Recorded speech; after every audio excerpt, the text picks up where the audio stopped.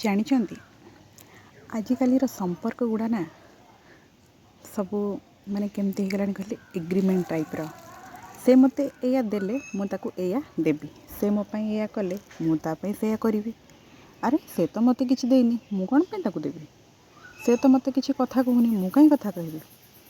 ଆଜ୍ଞା ନାଇଁ ଆଜ୍ଞା, ଏମିତିରେ ନା ସମ୍ପର୍କ ଚାଲିପାରିବନି। ସମ୍ପର୍କ ଏମିତିରେ ତିଷ୍ଠେନି। ଆଜିକାଲିର ସମ୍ପର୍କ ବହୁତ ମାନେ ଯେମିତି ହେଇଗଲାଣି, କେମିତି କହିଲେ, ମାନେ ଯେମିତି ନିଜର ସମ୍ପର୍କ ପର ଭଳି ହେଇଗଲାଣି।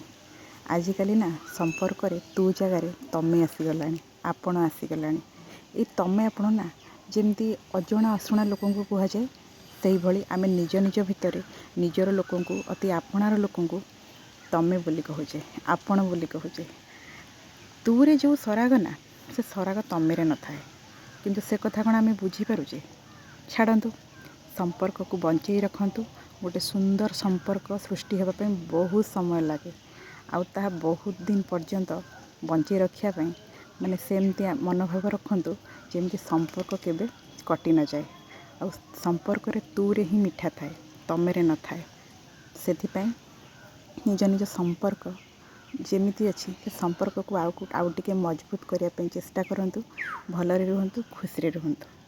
ମୁଁ ଆଜି ଖାଇବାରେ ଡାଲମା, ଛଚିନ୍ଦ୍ରା ଭଜା, କଦଳୀ ଆଳୁ ବଡ଼ି ବେସର ବନେଇଛି। ଆପଣମାନେ କିଏ କ'ଣ ଖାଇବାରେ ବନେଇଛନ୍ତି କମେଣ୍ଟ କରିବେ। ଆଉ ଆପଣମାନଙ୍କର ସମ୍ପର୍କକୁ ନିଶ୍ଚିନ୍ତ ମଜବୁତ ବନେଇବେ, ମୋତେ କମେଣ୍ଟ ମାଧ୍ୟମରେ ଜଣେଇବେ। ରହୁଛି, ନମସ୍କାର, ଜୟ ଜଗନ୍ନାଥ।